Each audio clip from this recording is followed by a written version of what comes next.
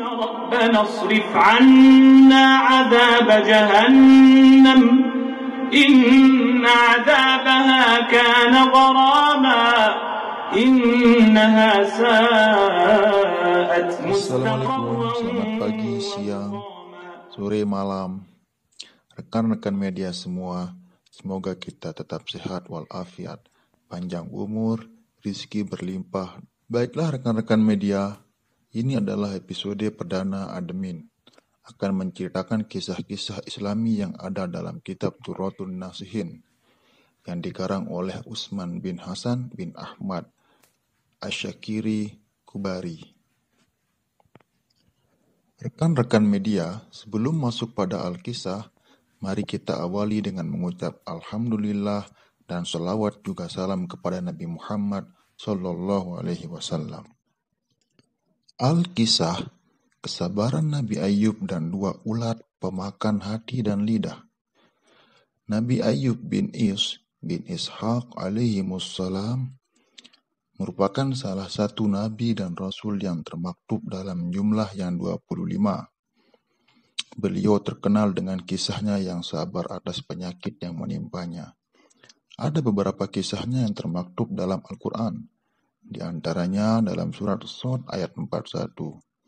Allah Subhanahu wa taala berfirman, "Wazkur abdina Ayyuba isnada rabbahu anni massanniyas syaitanu binusbin wa azabin," yang artinya, dan ingatlah akan hamba kami Ayub ketika ia menyeru Tuhannya, sesungguhnya aku diganggu setan dengan kepayahan dan siksaan atau penyakit.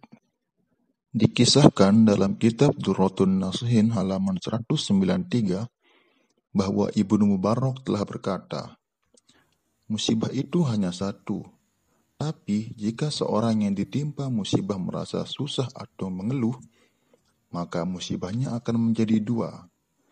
Satu, musibah itu sendiri, dan yang kedua, hilangnya pahala dari musibah yang dikeluhkan. Dan yang kedua ini merupakan musibah yang lebih besar daripada musibah itu sendiri.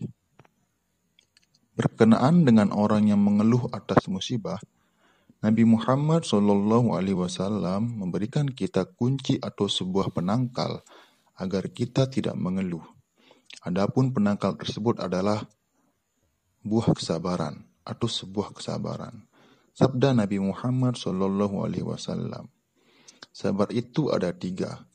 Pertama, sabar atas musibah. Kedua, sabar atas berbuat taat. Dan yang ketiga, sabar atas maksiat.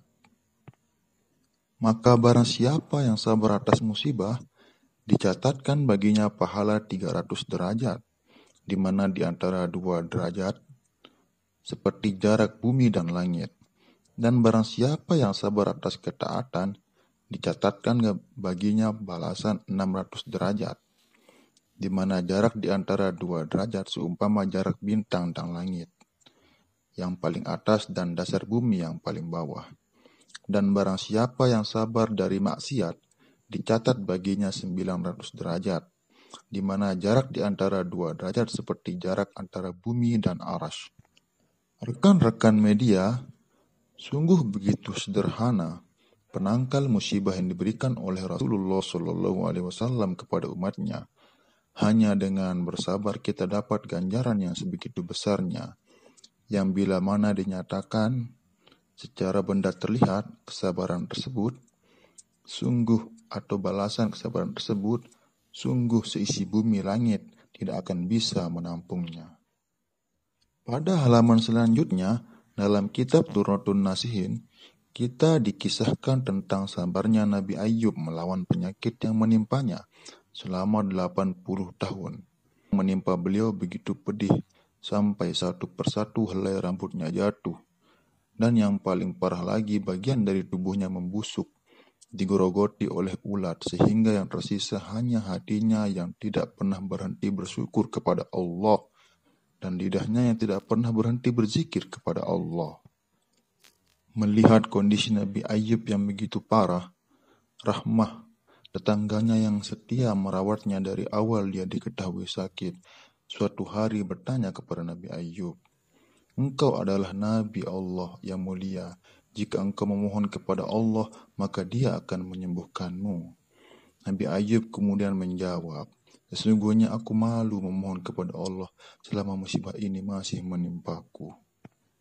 Manakala ulat yang menggerogoti tubuhnya Nabi Ayub tersisa 2 biji dan mendekati hati juga lidahnya, Nabi Ayub kemudian menyeru Tuhannya, Anni masanniya durru wa anta arhamur rahimin, yang artinya, sesungguhnya telah menimpaku penyakit dan engkaulah yang maha pengasih dan maha penyayang.